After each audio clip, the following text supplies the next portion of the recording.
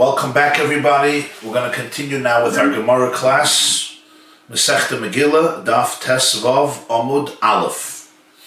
Today's class is dedicated by Dr. Michael and Liz Michelle, my dear friends, in loving memory of her mother, Shirley Levy, Sora Pessel, Bas Reb Aryeh Leib, in honor of her first yahrzeit today on the 22nd day of Adar. Shirley Levy, of blessed memory, was one of the early founders of Monsey, our community. She devoted herself together with her husband to building the community, including yeshivas, shuls, and other Jewish institutions, while raising her family, and she's survived by 4 children, 16 grandchildren, 50 great-grandchildren, and 2 great-great-grandchildren. Tehei nishmas tzrura b'tzur hachayim. Maybe she'd be a good to better for you, Dr. Michael and Liz Michelle, all of your children and grandchildren, the whole family, and all of the Jewish people. So please open up your Gemaras, Daf Tes Vav Amud Aleph.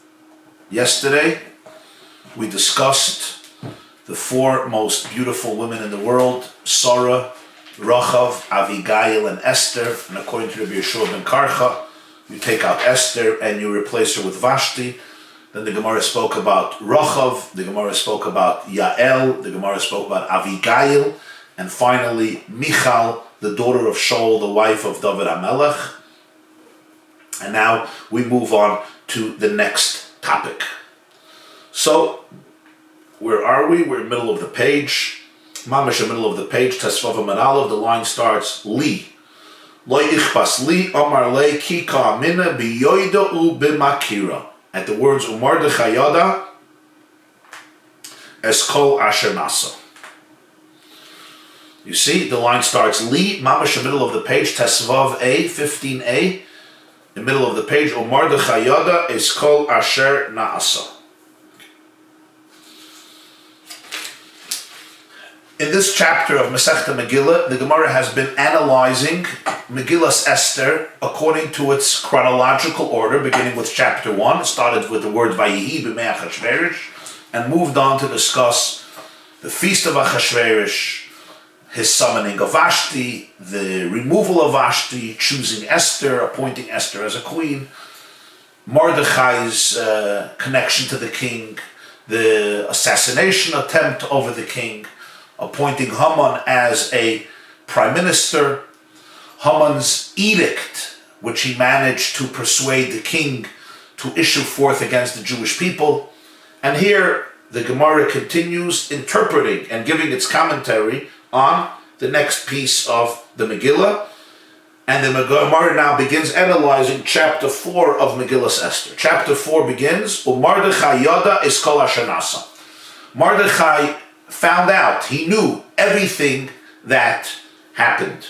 And the pasuk continues, let me read the whole pasuk. Mordechai Yada Eskol Asher Nasa, Vayikra Mordechai es Bgadav, Mordechai tore his garments, Vayilbash Sak Va'efer, he put on sackcloth and ashes, Vayetze B'say Cha'ir, Vayizak Ziyakah G'dayla Umara.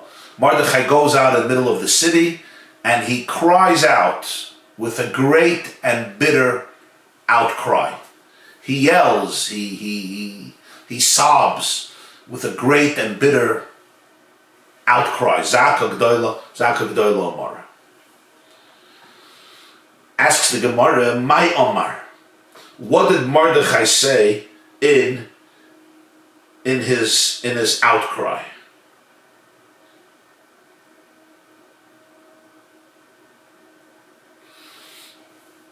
It says Mordechai went out and he was screaming, and it was a zaka gedola, it was a great outcry, and it was mara, it was bitter. So the Gemara understands from all these adjectives that the Megillah is using, was Mordechai saying something? What was he saying? My Omar, what was he saying? Rav says he was screaming, Gava Haman me Achashverosh. Haman has become higher than Achashverosh.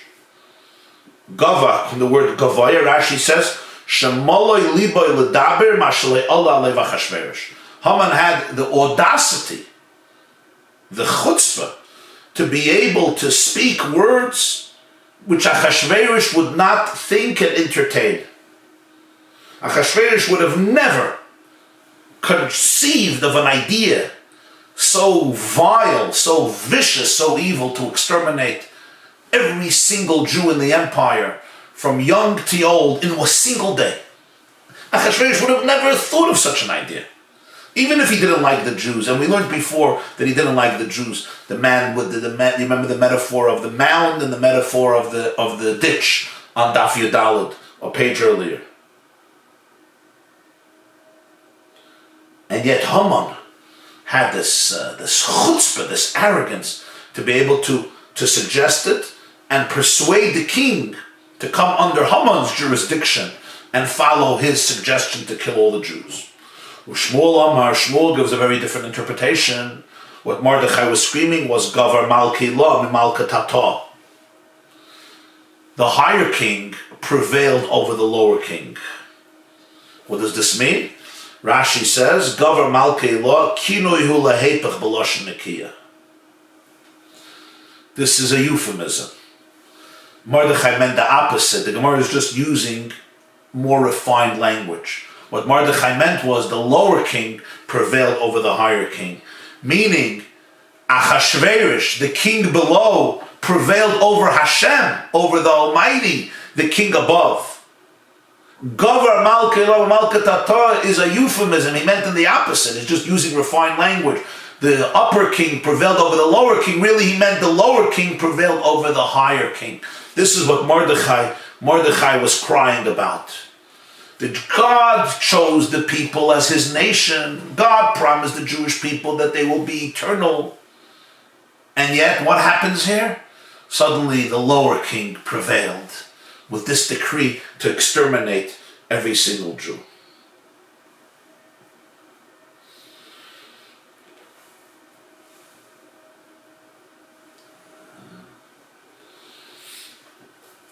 This is how Rashi learns it.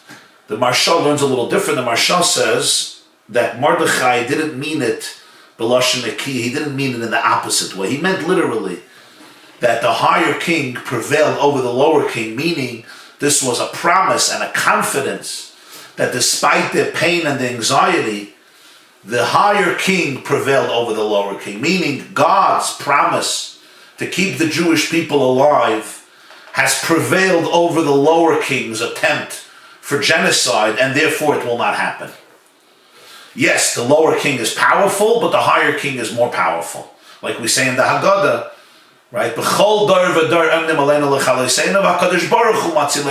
God saves us. The Jewish people are like a lamb surrounded by 70 wolves. So therefore he was saying, according to the Maharsha, very different than Rashi. Rashi is saying that this is a Lashon Nekiya, what's called Sagi Nahar. It means the opposite. It means the lower king prevailed over the higher king.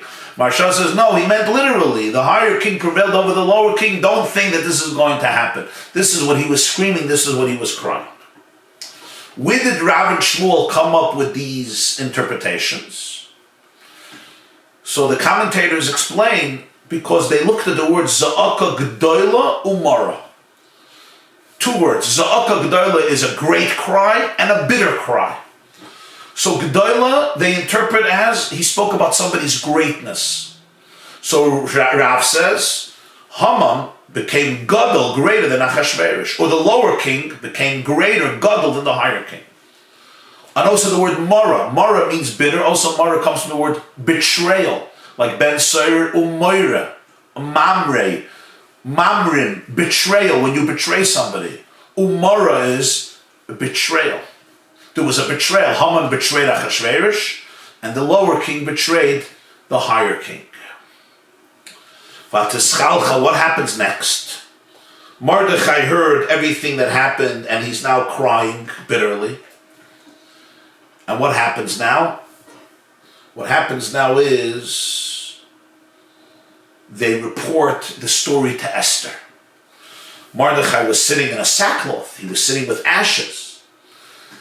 He was sitting in front of the gate of the king. He couldn't go into the gate of the king because he can't walk in with a sackcloth, but he was sitting out there. So they came to Esther, the queen, and they told her. And what does the pasuk say? Vatischalchal hamalka.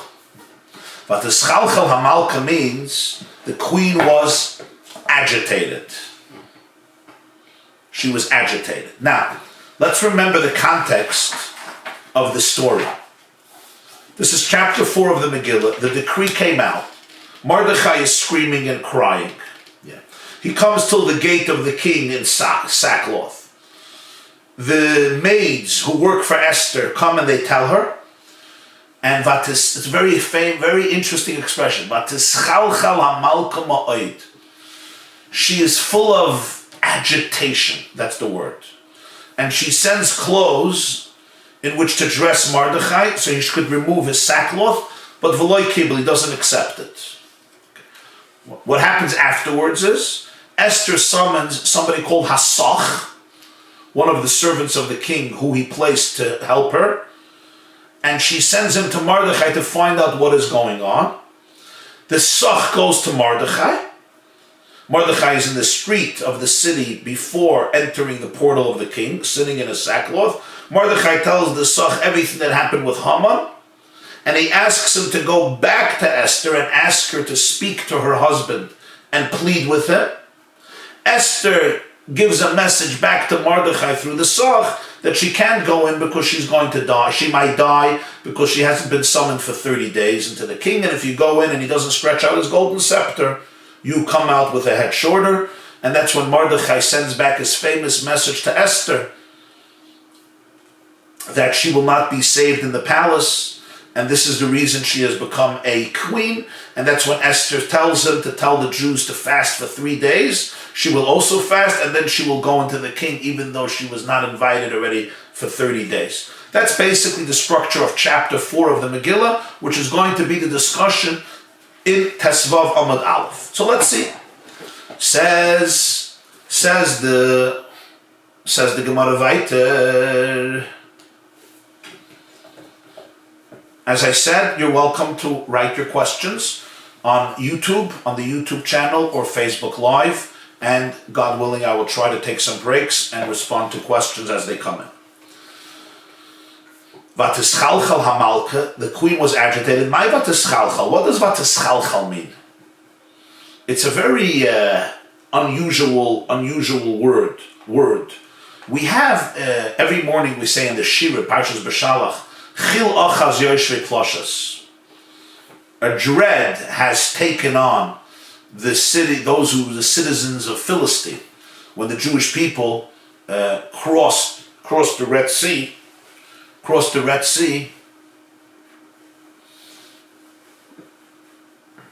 there was a dread that took over yoshvei ploshas, chil. But here it says vatischalchal. That's like a double chil. That's like a double dread. She was excessively agitated. What does it mean, vatischalchal? Amar Rav says, Shapir Sanida. The tremendous dread and horrible news caused Esther to become a nida, to experience her emission of blood, her menstrual cycle of blood. For Rabbi Yirmiyah says, she needed to go to the bathroom. That's what the agitation caused. Rashi says on the word vatischalchal, nismasmes cholol gufa.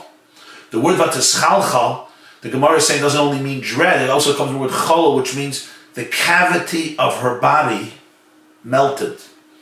So there's two interpretations. What happened? According to Rav, the blood started to emerge. She became a nida. And according to Rabbi Yirmiyah, it wasn't about the nida. It was about the regular human needs to go to the bathroom. But sometimes a person experiences so much anxiety and dread, and suddenly, without previous anticipation, this is what she felt she had to do. That's vatischalchal hamalka. Now, obviously, we need to understand what this means. Why would the Gemara say this? Why is this relevant to us? Esther became a nida. Esther had to go to the bathroom. So you'll say, well, the Gemara is just trying to explain the Megillah. Vatischalchal. What is vatischalchal? It's a very unusual word. So Rashi says that something melted or dissolved in the cavity, in the chalol, vatischalchal, the chalol, in the cavity, in the emptiness of her guf, of her body. Okay, granted. Why does the Megillah have to say this to us? So obviously, this is relevant. It's relevant to know that when Esther heard the news of what is happening with Mordechai, this is how she was impacted. I'm going to give you two interpretations. One comes from the Maharal of Prague. Rabbi Yehuda Leva of Prague was the rabbi of Prague, lived in the 16th century in Prague, and he wrote many, many works, including a work on the Megillah called Or Chadash, the New Light. And the Maharal says that the Megillah is trying to teach us something, the way the Gemara understands it. One represents impurity, and one represents simply physical disgustingness, physical filth. Nida is part of the cycle of life. It happens usually every month. And it brings on what we call a form of ritual or spiritual impurity. It's called tumah. The Gemara says in Eruvin, Daf Kuf, it began with the Eitz Hadas, with the tree of knowledge, and it's part of the disalignment of our world with its source. You know how somebody lives a life of disalignment? This is what all tumah is. Tumah also means there was a potential for purity, there was a potential for greatness, and that potential is dissolved, or that potential disintegrates, and that creates a situation of impurity. Every month, the woman's body creates a uterus preparing to hold new life. When that doesn't happen, the uterus breaks and dissolves, and that's what causes blood. This is a form of tumah. When somebody suddenly has to go to the bathroom and they're overtaken by that experience, the Maharal says this is not called impurity, but it's a form of mius. It's not comfortable. It's repulsive. It's filthy. It's dirty. Says Maharal, what does the news about Haman do to an Esther? The argument between Rav and Rabbi Yirmiyah is what it does to an Esther. One opinion is it brings on tumah. Another opinion is it brings on disgust. And the Maharal says those are two different experiences, and the one who understands knows that they're completely different. There's two things about Haman. There's two things about anti-Semitism, about Jew hatred, about the ego of Haman. First of all, it's impurity. It's toxic impurity. The second thing is it's disgusting. It's vile.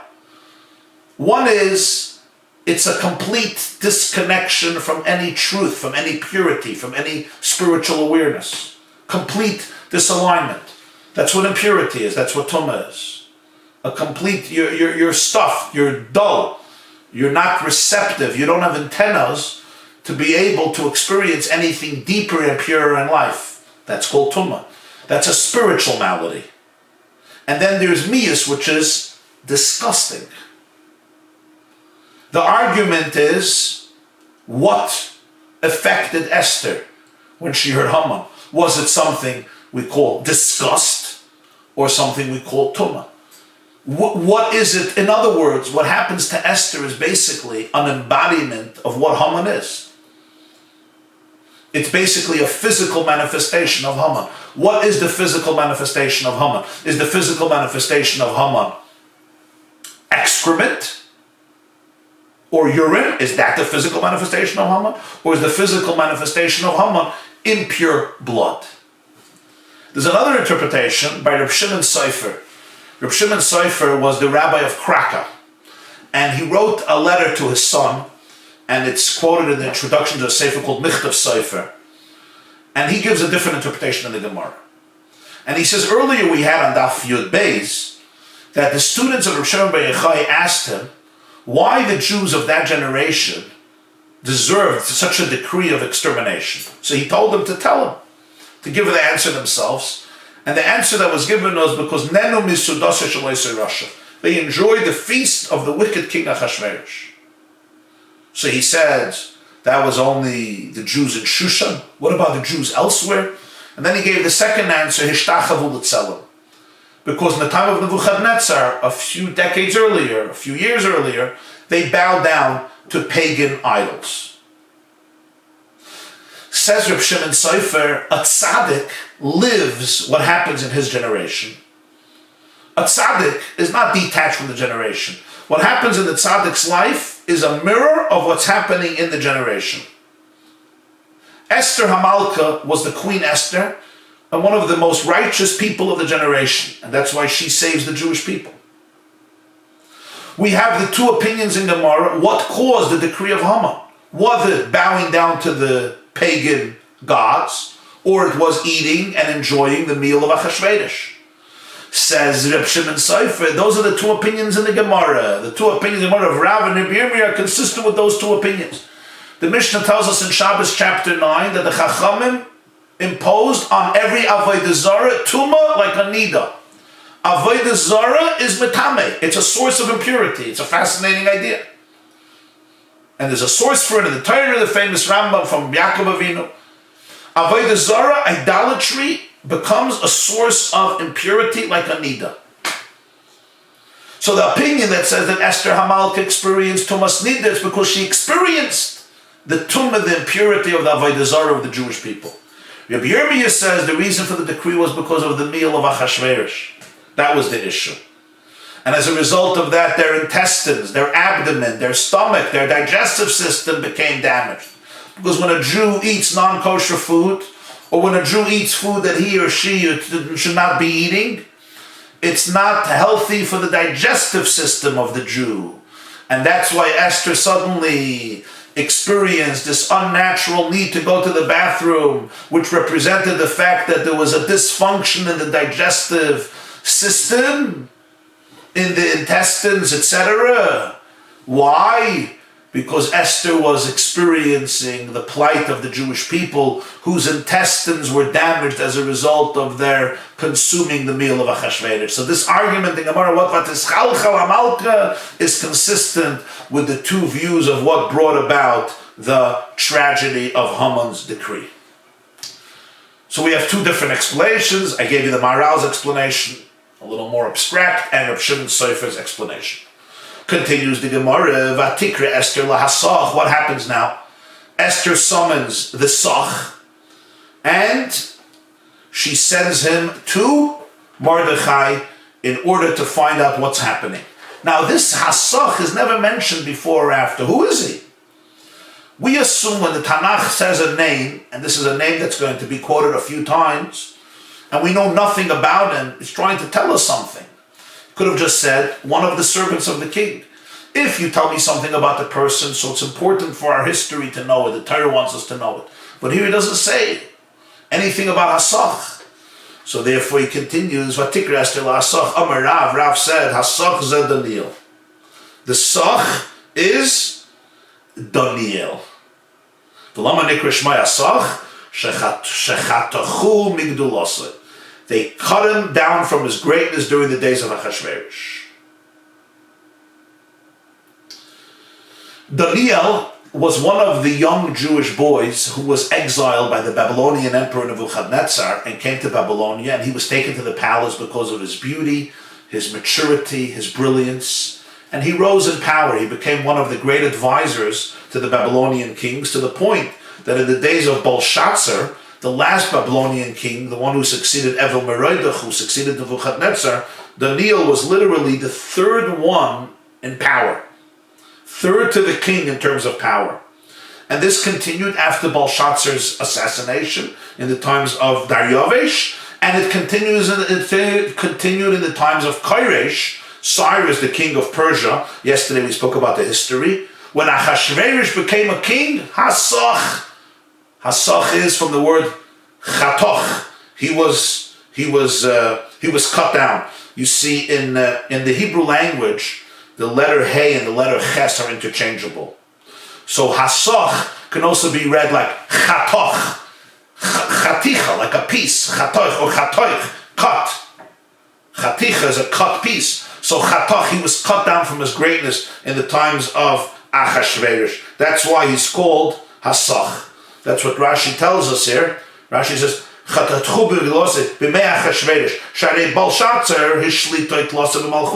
Belshazzar made him rule as third in the empire, third to the king. V'chein Daryavesh Hamadi. The same is true Daryavesh, who replaced Belshazzar. Shenemar va'alam minhain sarchayet losa di Daniel chad minhain. In Daniel chapter of V'chein Koirish. Shenemar v'Daniel hatzlach b'malchus Daryavesh v'malchus Koirish parsa. He was extremely successful. Shemalach Achashverosh chatchim l'gdolosa. Achashverosh cut him down. That's why he's called Hasoch. And this is the Daniel who was now working for Esther, and she sent him to Mordechai, which would explain, of course, why she sent him, because as we will soon see in the Gemara, she sends him with a message that is very Jewish. And it seems like then that she would send a Jew. We'll soon see what she spoke about, what she told Hasoch to speak to Mordechai about. Now,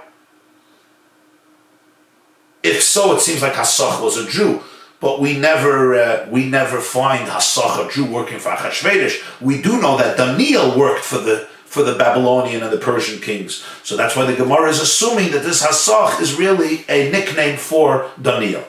Shmuel says he's called Hasoch. Shekol divrei malchus nechtochin al piv. All the words of the kingdom, all the divrei malchus,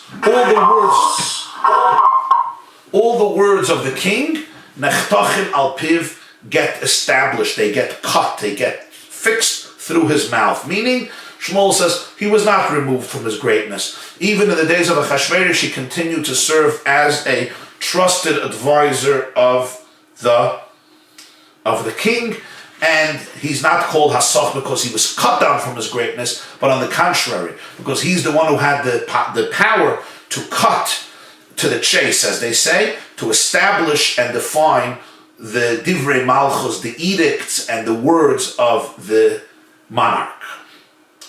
What does she ask this Hasoch to do? The pasuk says, "Vatetzaveu al Mordechai ladas maze v'al maze."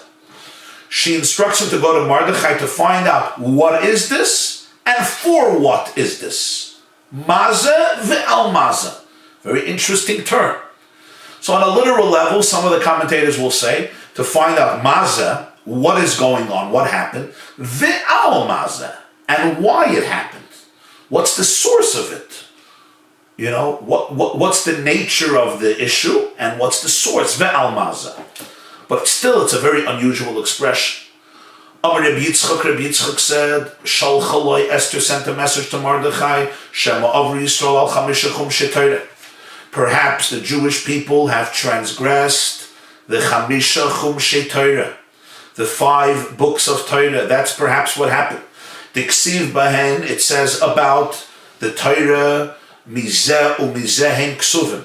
In Parshas Kisisa, when Moshe is coming down with the first tablets of the 10 Commandments, it says they were engraved all the way from one side to another side. Mizeh u'Mizeh hen Ksuvim. They're written on both sides. The letters of the 10 Commandments were engraved on the tablets, and they could be written from both. They could be read from both sides. Mizeh u'Mizeh hen Ksuvim. They're written on this side. They're written on that side. So the word is Mizeh u'Mizeh. So when Esther says to Mordechai, Ladas mazeh v'al mazeh, it's Ladas mizeh u'mizeh, to find out what happened. Perhaps the Jews have abandoned those tablets. They have abandoned the Luchos Habris, which contain all of the Chamishachum Shetorah, all of the 613 mitzvahs in the 5 books of Moses are all intimated and hinted in the 10 Commandments in the Luchos. The Luchos with the 10 Commandments encompass the whole Chamishachum Shetorah.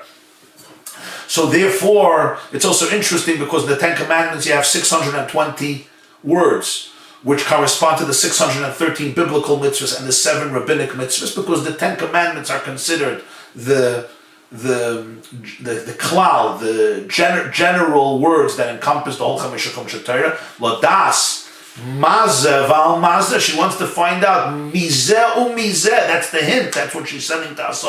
Tell me the inner secret of what's happening. In other words, Esther wasn't just interested in knowing the political facts on the ground, the news that happened. She also wanted to know the pnimius of it, mazeh v'al mazeh, because nobody has control over the Jewish people. Only God has control.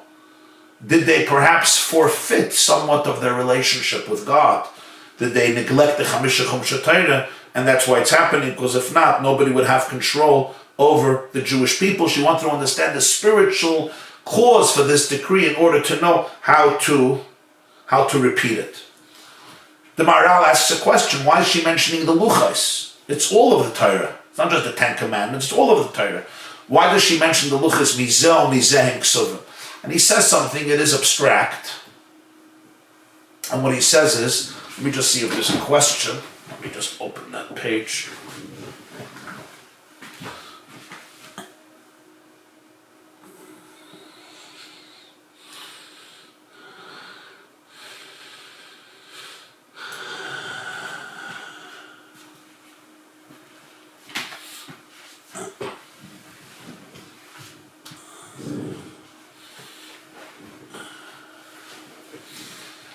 Okay, somebody's asking about the age of Esther Hamalka, how old she was, and if she was allowed to, why did she allow herself to go and live with the king? We'll get to that soon, okay? Good questions, we'll get to that.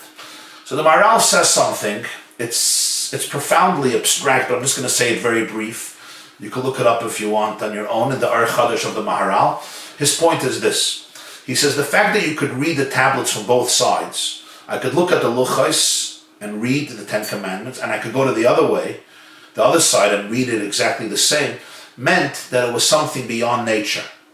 In fact, we learned earlier that the Luchos were engraved through and through, which means that the Mem and the Samach had to be suspended in mid-ear because it was engraved through and through, so it didn't have the backdrop of a rock to be engraved on. So this was a unique phenomenon that you could read it from both sides, which represented the fact that the Luchos are completely beyond the physical world. They're completely beyond. They were physical, but they were completely not defined by the laws that govern physical properties of our planet and of our cosmos. The fact that the Jewish people received the Luchos meant that they were connected to that reality. So Esther was saying, if there is such a decree that the Jewish people can't live in this world, what happened? Ladas almaza, ladas maza v'almaza. Is it possible that they lost the Luchos? The Luchos were once again broken in their lives. And because they lost the Luchos, therefore, they cannot have existence within the physical world. This is how the Maharal explains why she speaks about the Luchos.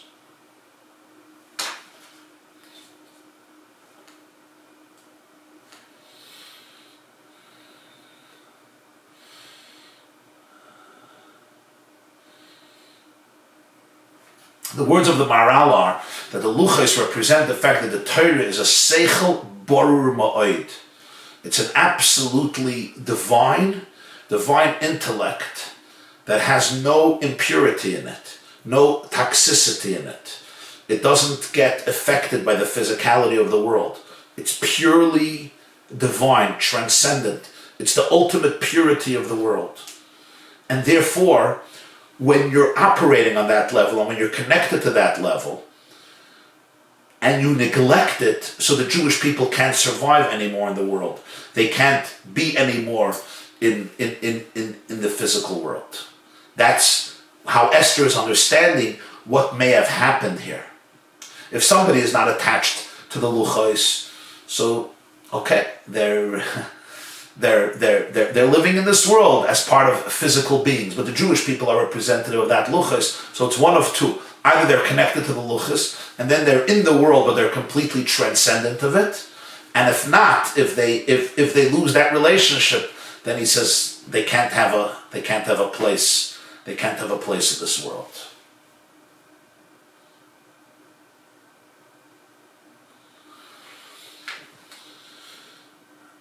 Vayagidu leMordechai es divrei Esther. What happens next? The Sach goes to Mordechai, and he tells Mordechai everything that happened. He tells Mordechai Esther's message. Mordechai tells him everything that happened. He goes back and tells Esther what Mordechai said. Esther tells the Sach to tell Mordechai that she can't go because she might be killed. But here's something very interesting happens. The Sach never comes back to Mordechai to give the message. In fact, after Esther gives him the message that she can't go, it says, "Vayagidu leMordechai is divrei Esther." They told Mordechai the words of Esther. Who's they? What happened to Sach? He's the messenger. Because he's the messenger, where did he disappear to? It says, "Vayagidu leMordechai is divrei Esther." They told Mordechai the words of Esther. What's "Vayagidu leMordechai is divrei Esther"? What about the Sach? He never went back. He never went back to Mordechai. Other messengers of Esther went to Mordechai. He never went back. Why? From here you learn that it's inappropriate to go back and tell the person who sent you that this mission is not happening and is not going to take place. And that's why the Sach did not want to go back to Mordechai and tell him, "I'm sorry, but Esther refused to fulfill your mission." Ein meshivin al hakalkala. Rashi says, "Shohisa Esther munas lovei el hamelech." Esther felt she can't go to the king. She must decline the plea of Mordechai. The Sach did not want to go back to the one who sent him, Mordechai, and say, "Sorry, kalkala, this is not going to happen." He just felt it's inappropriate, and Esther had to send other people to give this message to Mordechai. So you see, most people when they read the story, it just looks like, Esther calls a Sach, she sends him to Mordechai, Mordechai sends the Sach back, Esther says the Sach, and they tell Mordechai the words of Esther. No, something is off. Hasach should have told it to Mordechai. It says, "Vayagidu Mordechai is divrei Esther." This means that the Sach from Esther, he went elsewhere. He did not want to go report to Mordechai that Esther said no. What happens now? Mordechai challenges Esther and says, "Don't think you're going to be saved. You will not be saved. The Jewish people will be saved, but you and your father's home will perish. And who knows if this is not the reason you have reached your position as queen to save the Jewish people." And at this point, Esther sends back a message to Mordechai. And what's the message? "Go gather all of the Jews in Shushan, and I want you to fast, not eat and not drink for 3 days. Me and my maids will also fast, and that's how I will come into the king." And then she uses those fateful words, "Uvechein avei el hamelech asher lo chadas." I will come to the king not according to das, not according to the law. V'chasher avadati avadati. And as I was lost, I will be lost. What does this mean? Says the Gemara, "Leich k'naises kol haYehudim uvechein avei el hamelech asher lo chadas." Amar Reb Abba said, "Shaloi kadas." What does it mean? It's not going to be according to the law. It's not going to be according to the das. What does it mean? Literally, you could say it's not going to be according to the law of the king, because there is a law by Achashverosh that nobody could go into his chamber without an invitation. And Esther is about to violate that law, risking and endangering her life. That's the literal interpretation. Uvechein avei el hamelech asher lo chadas. I will come to the king in a way that is not according to the law. And yet, that is already clear, because she already said to Mordechai that 30 days I have not been summoned. And yet she says, I'm going to go to the king, asher lo chadas v'chasher avadati avadati. So he says, Amar Reb Abba shelo chadas shebechol yom v'yom ad achshav ba'oinus v'achshav b'ratzon. Every single day I used to go to the king, but it was coerced. And this is the first time I'm going to go willingly. V'chasher avadati avadati k'shem shavadati mebeis Abba kach oived mimcha. Just like I was lost from the house of my father, she was an orphan, she had no father and no mother, I will also be lost from you. What does this mean? Esther is telling Mordechai, till now I used to go to the king every day, but it was a coercion. I did not want to go. I did not want to be with him. If she would not comply, the king would have executed her. Just like he executed Vashti for not listening to him, he would have executed Esther. So Esther was forced to go into Achashverosh whenever he wanted, which as we learned before was basically every day. This is the first time that she's going to be going in on her own volition. She's not being summoned, she's not being forced. This is the first time she's offering herself to go to Achashverosh, which she knew very well may result in intimate relationships. This is the first time it's going to be B'rotza, not B'oinus. So Reb Abba is saying this is what she meant, Uvechein Avi ala melech asher loy chados. She didn't say loy kedas hamelech, not according to the law of the king, not according to the law. Which law? The law of Torah. According to the law of Torah. She's now going to do something that is loy kados. It's not according to the regular law of Torah. She's going to go in willingly to be with Achashverosh. And therefore she says, B'chasher avadati, avadati. Rashi says, Ad achshav nivalti me'oin ba'oinus. Till now I had intimate relationships, but it was coarse. V'achshav mikan ve'elach midaiti. From today, it's going to be with my das, with my consent. I am offering myself to Achashverosh. Avadati memcha, v'asura ani l'cha. From now I will be prohibited to you. The Eishes Yisrael shenensa muteris l'baylo b'rotzen asura l'baylo. A Jewish wife, the wife of a Yisrael, who was violated, who was raped, who was forced into a relationship, she can go back to her husband. It's not a problem. But if willingly she went into a promiscuous relationship, she's not allowed to go back to her husband. So Esther says, we learned before that Esther was married to Mordechai. And she used to be with Achashverosh, but then she would go to the mikveh, and then she would go back to the bosom of Mordechai, and then she went back to the palace every single day. This had to stop. Esther says, this will have to stop. Because till this point, she was an anusa. She was forced. It was not her choice. But now it's going to be her choice. Now it's going to be biratzon. Now she has to go willingly into Achashverosh. Once she's doing this willingly, she'll never be able to go back to Mordechai. This is going to be Esther's personal tragedy. So, v'chasher avadati avadati. Just like I lost my father and mother. She never had parents. She was an orphan. We learned before in the Megillah, ein lo ava ein. But she had Mordechai. Mordechai was her cousin, and Mordechai was her husband. And he says, v'chasher avadati avadati. Kach oived mimcha, I'm going to lose you. Why am I going to lose you? Because I will not be able to be intimate with you any longer, because she is going into Achashverosh willingly. Now, of course, Esther was not regretting what she was doing, because Esther understood that this is what has to be done in order to save the entire Jewish people from the horrific decree of the Hitler of the generation, of Haman. So Esther was not regretting what she was doing, but Esther was defining the level of sacrifice that she was engaged in. She was not only violating the law of the Achashverosh, who didn't summon her into the palace, she was also doing something far more drastic. Tosfos asks here a very fascinating question. Take a look at Tosfos.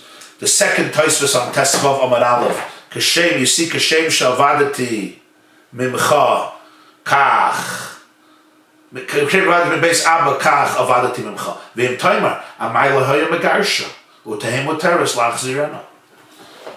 says, why didn't Mordechai divorce her? If Mordechai was married to her, give her a get, so she's not married to Mordechai. Now she can go to Achashverosh, and then he's permitted to take her back when the moment permits it. When the moment permits it, he can take her back, because they weren't married. Give her a get. He was married to Esther. Give her a divorce. Let her go to Achashverosh. Okay, so she had relations with a non-Jew, even willingly, but she could marry a Jewish man afterwards. She didn't do it during her marriage. He gave her a get. Great question. Yashloimar lefishakol ma'isa getu al pi edim. Answers Tosfos, a get has to happen with witnesses. The whole work of a get has to be with witnesses. V'hayare pei yisparsim hadav l'malchus. And Mordechai was afraid to bring in anybody into this plan. He was frightened that if you bring in witnesses, this story could get known to the king. And this would, of course, endanger Esther's life and Mordechai's life. Because all Achashverosh has to hear is that his wife, his queen Esther, has somebody else, Mordechai. That's all Achashverosh has to hear. Now, he was Mr. Paranoid, right? Vashti didn't show up, and he had her killed. He had a party for 187 days, because he wanted to show off his beauty. Achashverosh was a paranoid man. And you see there were people who tried to assassinate him too. The worst thing you can do to Achashverosh is tell him that your Queen Esther, who came instead of Vashti, has Mordechai on the side. And if Mordechai gives a get, and there's 2 witnesses who know it, this means that people know. And once people know, they say, Aznayim l'koisel, right? Even the walls have ears. Once people know, the king could find out, and therefore Mordechai did not want to divorce her, and that's why Esther said, V'chasher avadati avadati.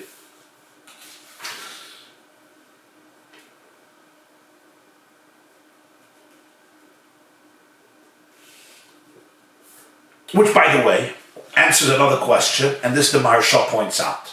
Why did Mordechai divorce her initially? One of the students at the Shir asked us, when learning the Gemara, that Mordechai was married to her. Why didn't he divorce her initially? Mordechai was married to Esther, and then she was taken to the king. Mordechai should have given her a divorce. Instead of her being a married woman and having to go to Achashverosh, he could have given her a divorce. But now we have the answer, same idea. The same idea. Because Mordechai did not want that Achashverosh should find out what is happening. Now it's true, Esther was taken by coercion, she didn't want to go. But still, it would seem appropriate that Mordechai should divorce her, so she shouldn't be considered a married woman. It's a whole different status if it's a married woman who's taken or an unmarried woman who's taken. So why did Mordechai not give her a get in the beginning? So she wouldn't be a married woman when she goes to Achashverosh. The answer, of course, is Achashverosh, knowing that there is another husband involved, and he had to now give her a divorce in order to go to the king. This could have posed a lot of problems and a very serious danger for Mordechai, and therefore he did not want to do it. Now, Rabbi Yonasan Eibshitz, the Yaris Dvash, asks a fascinating question. He says, how many witnesses do you need? 2. In the whole Shushan, they couldn't find 2 confidential Jews. You couldn't find 2 Jews who know how to hold a secret. 2 Jews in the room that are going to go running to Achashverosh. I understand certain Jews are yentas. It goes on WhatsApp right away. But from all the Jews in the empire, you couldn't find 2 confidentially reliable people. So the Yaris Dvash, Rabbi Yonasan Eibshitz, gives the following explanation. He says, when the pasuk introduces Mordechai the first time in the Megillah, it says Mordechai, Ish Yehudi Yair B'Shon Abir my Mordechai, Ben Yair, Ben Shimi, Ben Kish, Ish Yemini. And if you realize, many generations were skipped because of Mordechai Ben Yair Ben Shimi. Shimi Ben Gera was in the time of David HaMelech. He cursed David. So Mordechai was in the time of the beginning of the second Beis HaMikdash. This is hundreds and hundreds of years ago, more than 400 years before. So you skipped a lot of generations. Mordechai ben Yair, and you didn't go to his father. You go to his great-great-great-grandfather called Shimi Kish from the tribe of Binyamin. Why is that? The answer is, he says, because in Shushan, there were other Jews who had the same name, Mordechai, and they had the same father's name, Yair. And therefore, because it was a popular name, if you just say Mordechai ben Yair, you wouldn't know who he was, because there were other Mordechai ben Yair, right? It's like Mr. Schwartz, Mr. Cohen, Mr. Klein, Mr. Gross. Thank you, I know 1,000 of them. So Mordechai ben Yair was a very popular name, so it wouldn't be a good sign of identification. You couldn't even say Mordechai ben Yair ben XYZ, because there were a lot of those too. There were a lot of people in Shushan or in the Persian Empire that had the name Mordechai. Their father was Yair, and the Yair's father was the same name like the father of Mordechai's Yair's.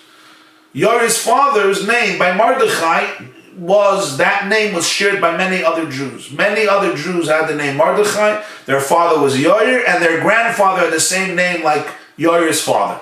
So how do you identify Mordechai? So you had to skip many generations. Mordechai ben Yair all the way back to Shimi, because that was a unique identification mark for Mordechai. Says Rabbi Yonasan Eibshitz, by a get, you can't skip the generations. You have to write the name of the father. So you have to write Mordechai ben Yair.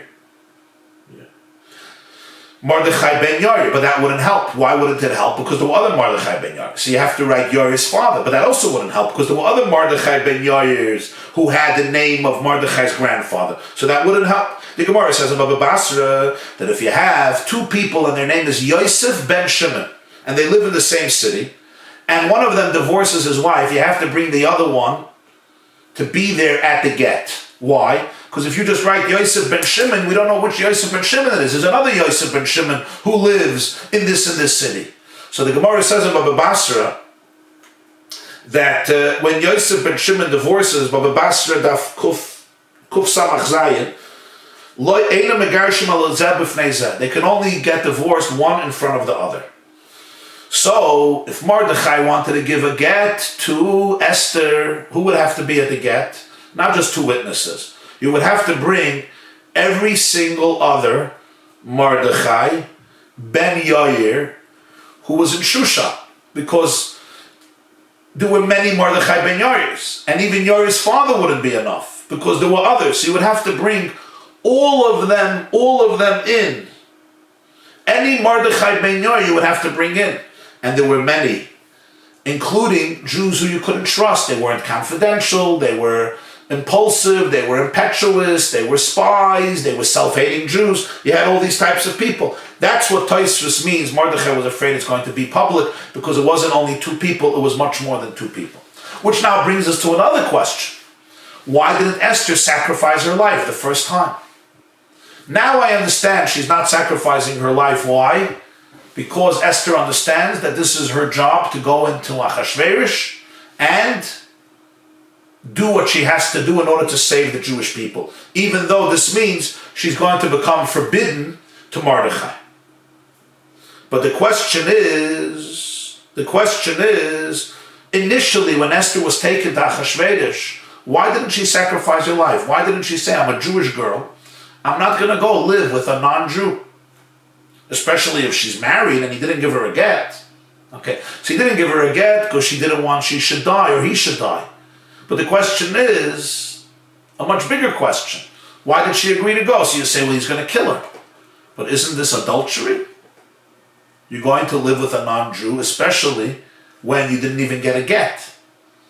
So why did Esther agree to go to Achashverosh in the first place? That is a very important question, and it's raised in the Gemara in Masechta Sanhedrin Daf Ayin Daled Amud Beis. And basically, the Gemara says over there two things. Number one, Esther was karka olam. Karka olam means she was passive. Because she was passive, she did not do anything. There was no activity on her part, so there was no action on her part, so she was not obligated to sacrifice her life. If she was doing an act of adultery, it would be different. But since she's karka olam, that's what the Gemara says there. Abaye says, Sanhedrin 74b, because she was completely passive, therefore she was not obligated to sacrifice her life. That's one explanation. Another explanation, Rava says, over there in the Gemara, Hanas atzmon shayni. Achashverosh did this completely for his own enjoyment. This was not an attempt to take her away from Judaism, from God, from faith. He didn't even know she's Jewish. Because he was doing it completely for his own enjoyment, so then Esther again was not obligated to sacrifice her life. Rabbi Tam over there adds that another idea is that intimacy with a non-Jew is not considered committing adultery. It's not considered Gilui Arayis, one of the three cardinal principles for which you have to die, and that's another reason she did not have to die rather than go to Achashverosh. So we have one idea is that she was a karka oila, meaning there was no action on her part. She was completely passive in the act of intimacy. The other idea is that Achashverosh's purpose was his own enjoyment and not to take her away from Judaism, so she didn't have to die. And then there is Rabbi Tam's explanation over there in Sanhedrin Ayin Daled Amud Beis that because she was with a non-Jew, it's not considered Gilui Arayis adultery, and therefore she did not have to die. That's all why she went to Achashverosh, and she was not obligated to die. And obviously, perhaps she had a hunch, or Mordechai had a hunch, that God is orchestrating through his divine providence quite interesting developments. At this point, though, Esther willingly went to Achashverosh. She was not summoned. She went, and she knew he may have intimacy with her, and she was really doing a great mitzvah. Why? Because she did it for one purpose, to save the Jewish people from death. And she knew that from now on she's going to become forbidden to Mordechai, because she's going in willingly to have relationships with Achashverosh, who still did not know that she's Jewish. Let's continue.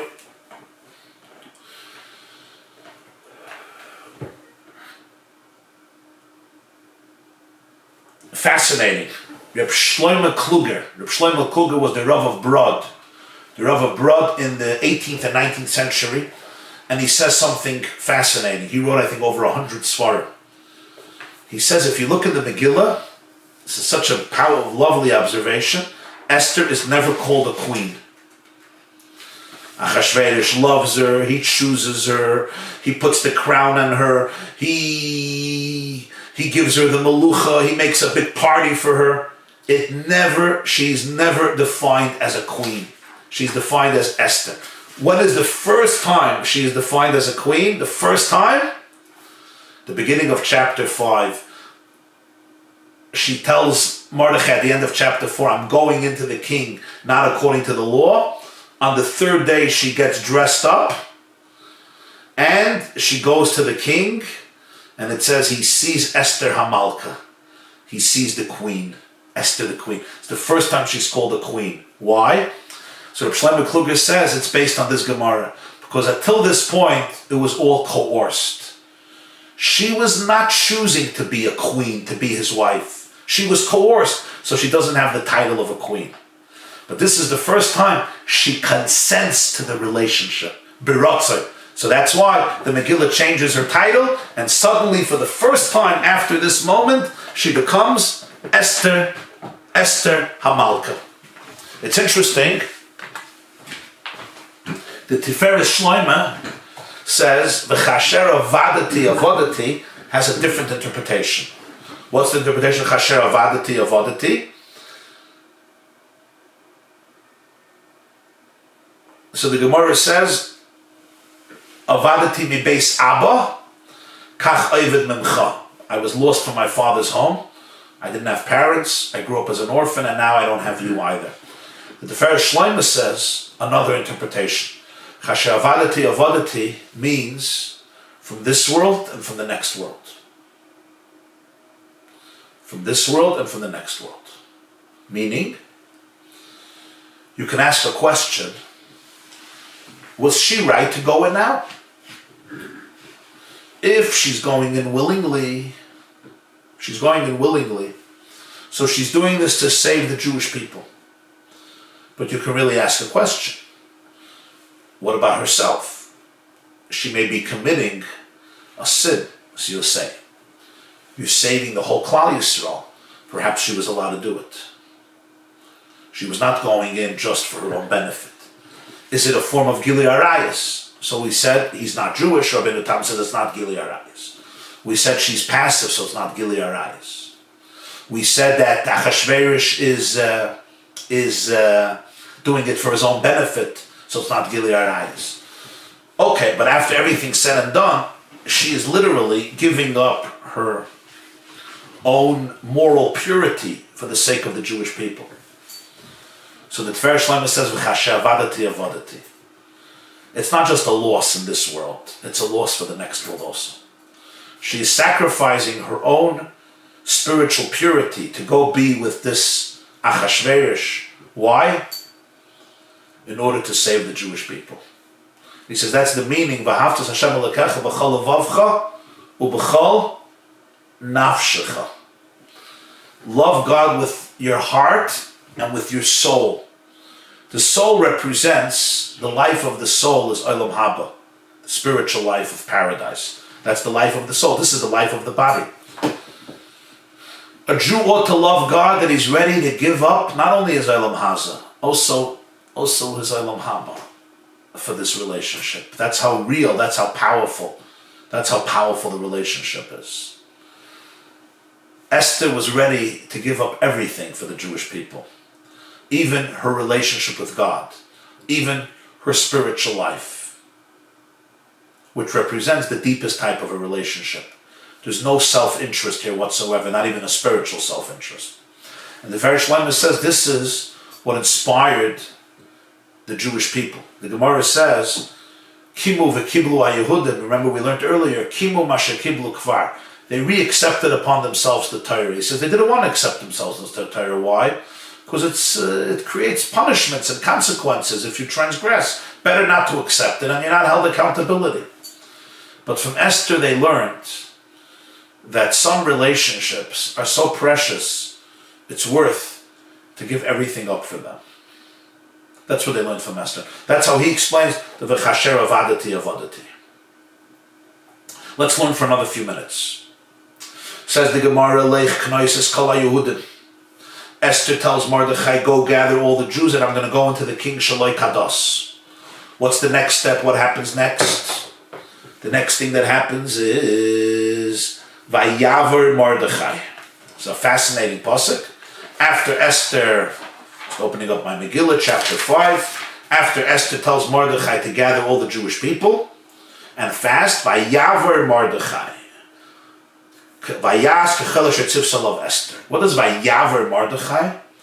Literally it means he announced, he passed an announcement, and he did everything that Esther commanded him. But really the word Vayavar is like the word Avera. Mordechai transgressed. Says the Gemara, Vayavar Mordechai, Amarav shehevri yom rishon shel Pesach b'tainas. Mordechai passed through the first day of Pesach with a fast. That's what Vayavar means. That's what Vayavar means. He passed, he went through the first day of Pesach with a fast, which some explain Vayavar would mean also he transgressed. In other words, he violated the laws of Pesach. What does this mean? What does this mean?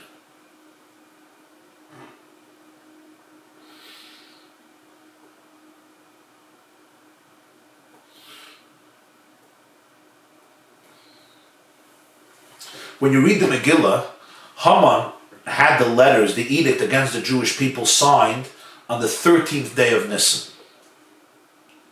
Mordechai finds out what happens. He puts on the sack, he sends a message to Esther. Esther sends back a message, gather all the Jews and fast for 3 days.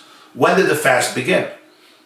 So the fast probably was Yud-Dalet, Tesvav, and Tezayim. So that means that the first day of Pesach, none of the Jews ate. So the first day of Pesach, instead of being a Yom Tov, a holiday to celebrate, what was it? It was a day of kindness. That's Vayavar Mordechai. Mordechai passed through the first day of Pesach with a fast. Rashi says, Yom Tov Rishon Shel Pesach, Shnei B'Yud Gimel B'Nissen Nichtavu Igros. The letters were written on the 13th of Nisan. V'nitan Adas B'Shushan. And that's when the law in Shushan was communicated to kill the Jewish people 11 months later. Yud Gimel Adar. V'Yud-Dalet v'Chamisha Asar v'Shisha Asar Is'anu. So they fasted on 3 days. On Yud-Dalet, Tesvav, and Tezayim. Erev Pesach, the first day of Pesach, the second day of Pesach. U'B'Shisha Asar Nitla Haman Be'erev. And on the 16th, Haman was hung in the evening. In the evening. What is Rashi telling us here? Rashi is saying there's a fast for 3 days. Yud Gimel Nisan is when the decree came out. That's when Mordechai and Esther were negotiating back and forth. Esther says make a fast, 3 days. Yud-Dalet is the first day. Tesvav is the second day. Tezayin is the third day. Those are the 3 days. Now what did Esther tell? What happened? Esther went in, it says, and she invited Achashverosh to a party. When did she go in? It says, Vayhi b'yom hashlishi. She went in on the 3rd day and she invited Achashverosh to a party.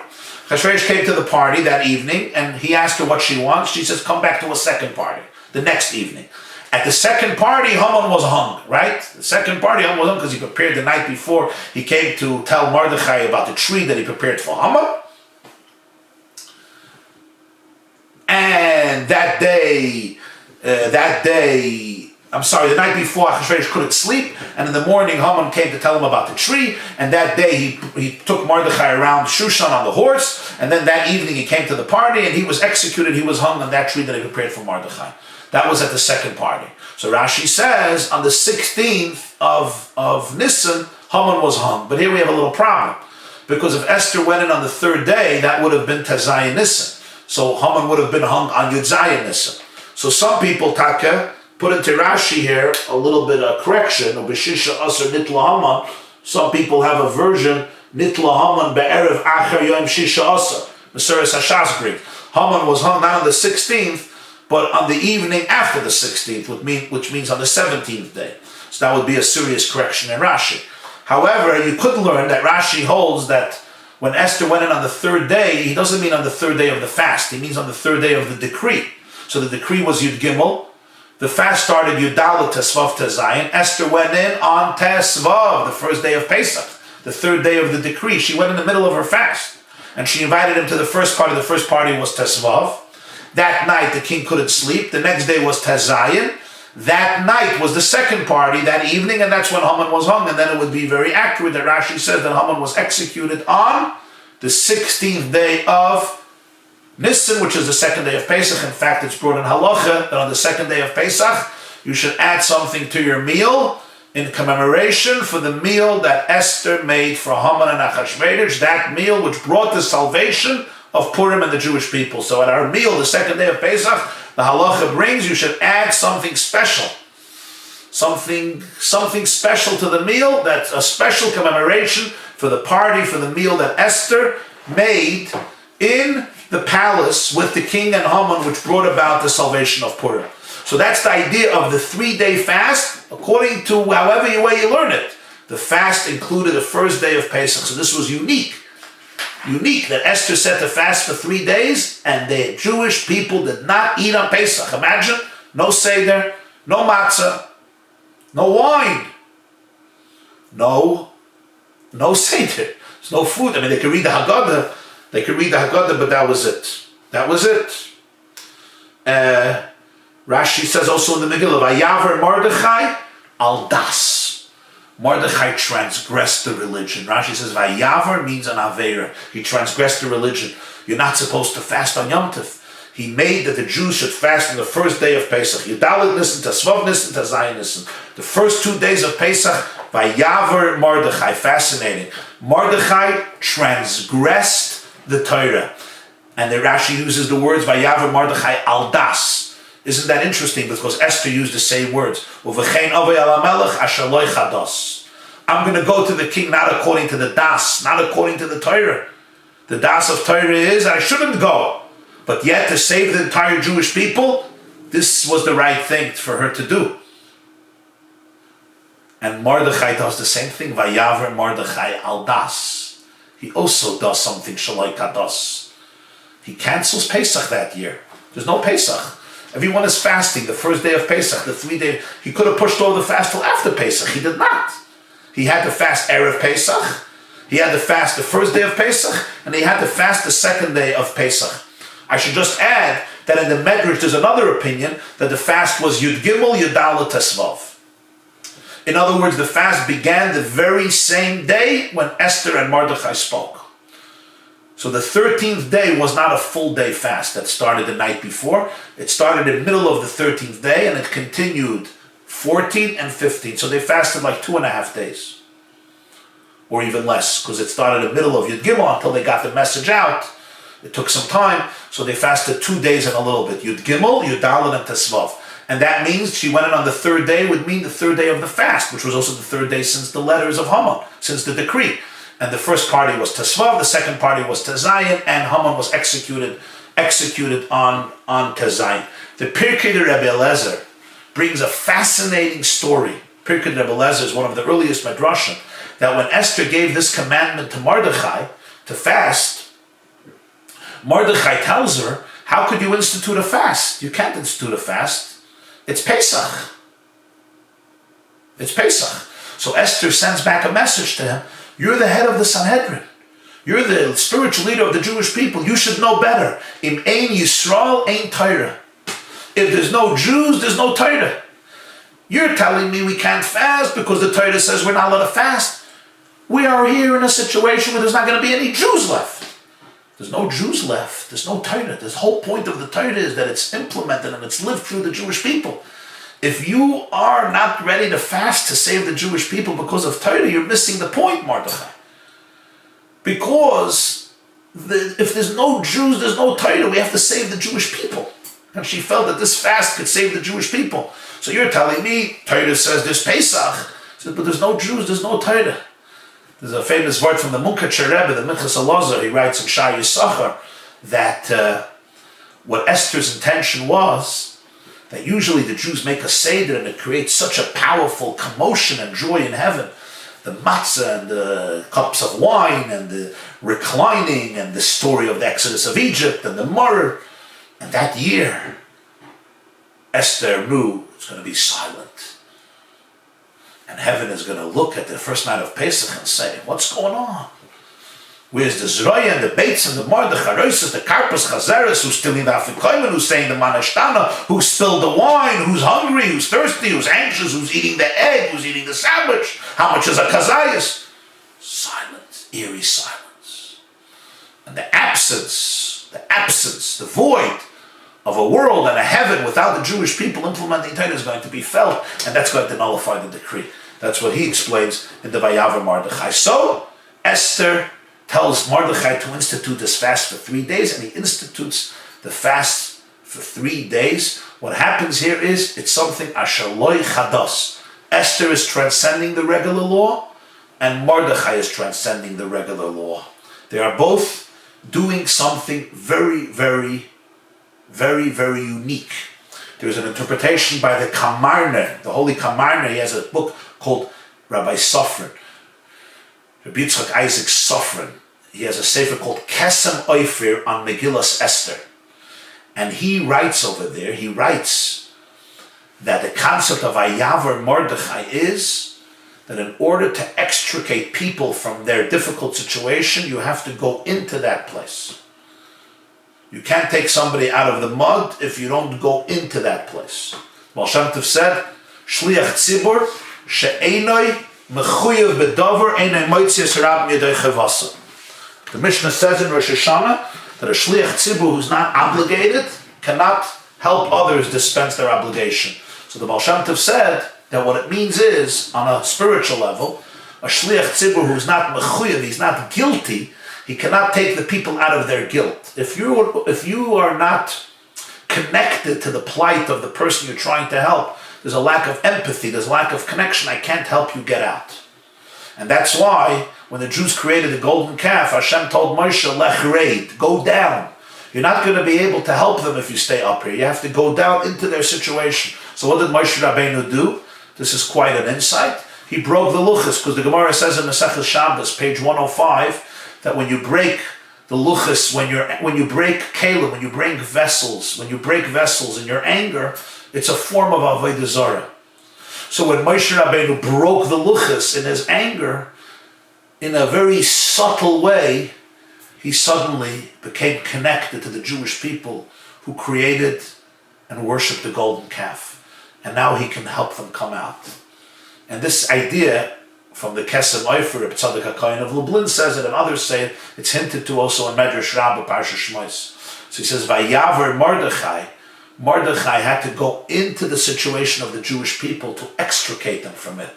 And therefore, by him, there also had to be something of an Aveira, some subtle transgression, so to speak, in order to be able to lift them out of their own predicament and their own abyss.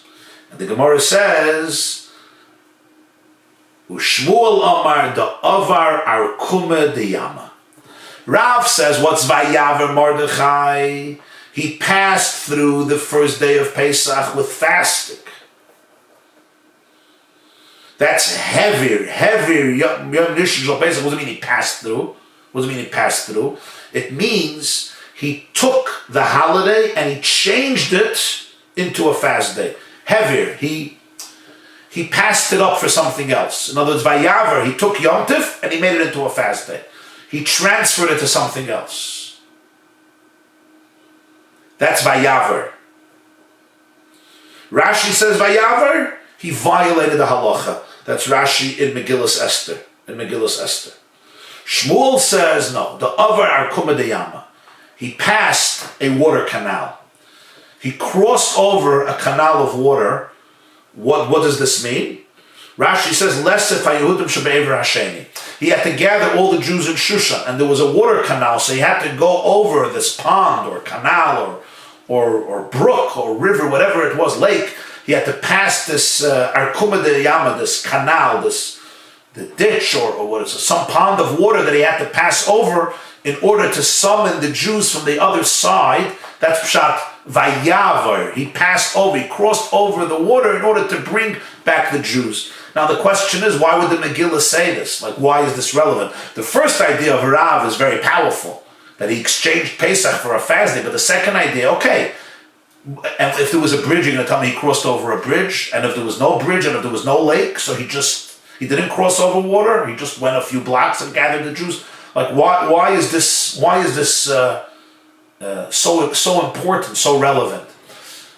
I think on one basic level it teaches you that the mission is essential.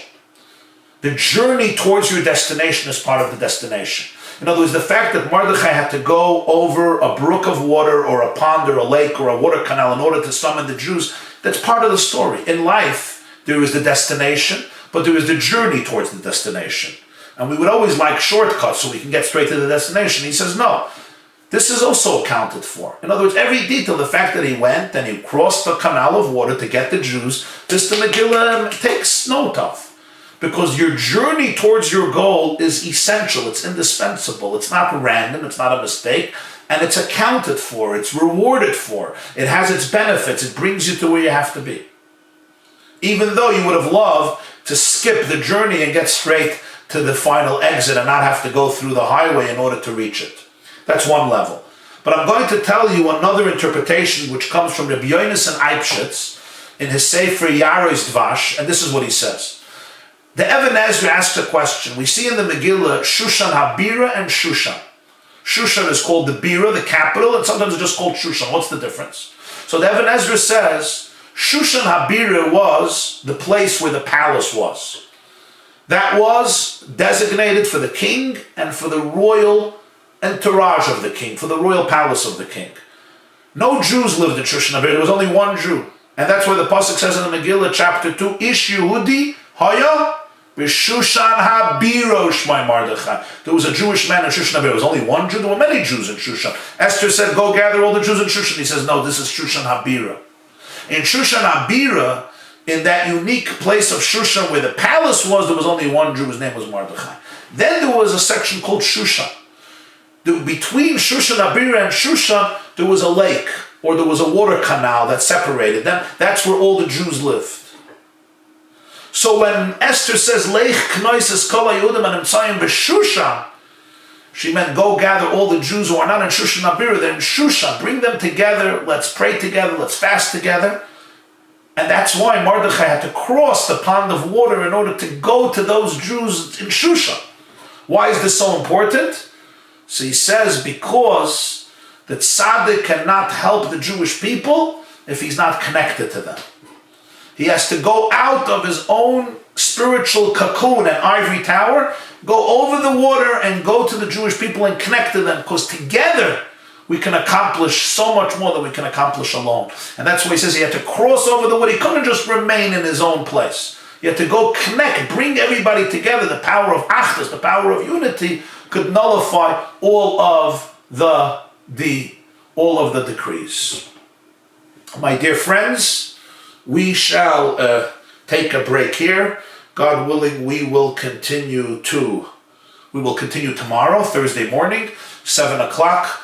We will learn our shir in Machshava and Chassidus, and then followed by the Gemara class. Tonight, we're having a live class, 9 o'clock p.m. We're going to learn Lekutei Sichos, Parshas Pekudei, analyzing and dissecting a very difficult and challenging Rashi in Parshas Pekudei about Moshe suddenly blessing the Jewish people. That's going to be tonight, live, 9 o'clock p.m. on the yeshiva.net. Tomorrow morning I'll see you once again. Be'ezer Hashem Yisbarach. That's going to be so again, tonight 9 o'clock we have the shiur. Thursday morning we have the shiur, and then we have another two exciting events. Thursday at 1 o'clock we will have another shiur, a live shiur in Parshas Vayakel, and Thursday 4 p.m. there's going to be a special children's program on the yeshiva.net. Have a wonderful day. Stay healthy. Hatzlacha and everything.